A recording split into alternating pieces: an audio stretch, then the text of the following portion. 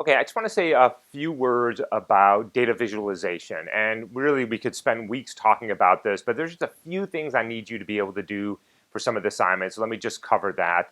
I've covered this in a little bit more detail in 206A, so if you want to learn a bit more, you can go back to one of those lectures and see what I talked about there.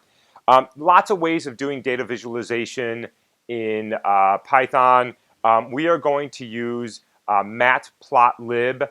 It's particularly nice because it follows the MATLAB syntax, and lots of people are familiar with MATLAB, and the code typically that you write here will be very similar to what you write in MATLAB. I don't know that it's the best or the prettiest data visualization. It's probably not, but it's particularly simple to use, and that's what we'll be using, or you can use something equivalent. I'm not going to hold you to a specific type of library.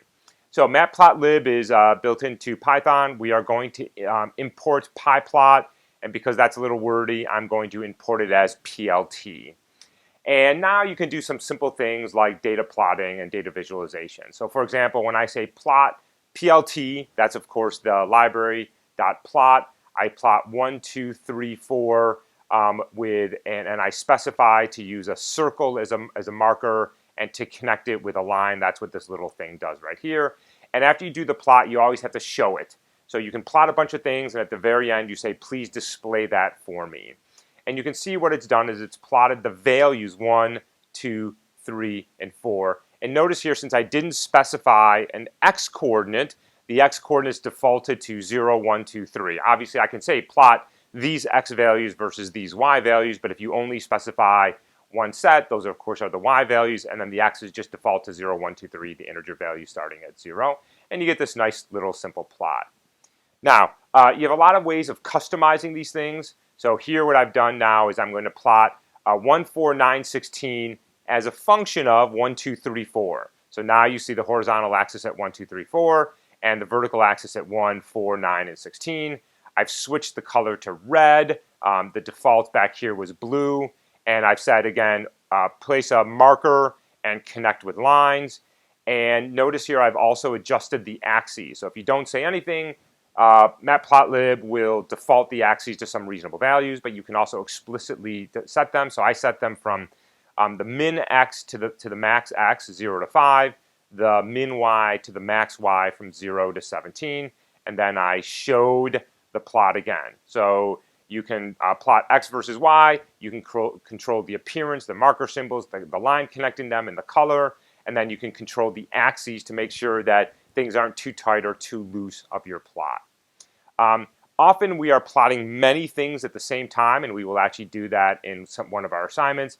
And matplotlib, like MATLAB, offers a nice way of visualizing multiple plots in the same graph so you're not scrolling through Jupyter Notebook looking at all the graphs. And that is with the subplot command. So the subplot command takes 3 parameters. Here I've not separated them by commas because all of them are single digits, but if you do want to have more than 9 plots, you have to separate them by commas. So it'll be 2, 2, 1. This is how many rows and how many columns in your figure. So my figure is 2 by 2, which you can of course see down here. And then you start counting 1, 2, 3, 4, which is which subplot are you in. And it goes left to right, top to bottom. So this is subplot 1, subplot 2, goes left to right, top to bottom. So this is subplot 1, subplot 2, subplot 3, subplot 4. So if it was 3 by 3, it'd be 1, 2, 3, 4, 5, 6, 7, 8, 9. Okay, so left to right, top to bottom. All right, now what you do is you specify the subplot, and notice here I haven't actually plotted anything. I just said I would like to put something into a 2 by 2 lattice in the first plot, and that is going to be plot 1, 2, 3, 4 versus 1, 2, 3, 4 in blue. So there it is right there. Now subplot 2, 2, 2, that's this one. Plot 1, 2, 3, 4 versus 1, 4, 9, 16, that's this. And then down in the third one, I have another one. And in the fourth one, notice that in addition to having multiple plots in a single figure, I can have multiple plots within a single subplot. So here what I've done is I've plotted 1, 2, 3, 4 versus 1, 2, 3, 4 in blue. That's this one down here, of course. And I've placed 1, 2, 3, 4 versus 1, 8, 7, 26, 64 in red, and that's this one. And all you have to do there is simply keep comma delimiting your plot. So x, y parameters, x, y parameters all comma delimited, and it'll superimpose a bunch of graphs. And that's often nice when you want to compare similar things on exactly the same plot. Okay, again, we could spend another few lectures talking about the various things in matplotlib. There's nothing particularly complicated. I just need you to be able to do some basic data visualization.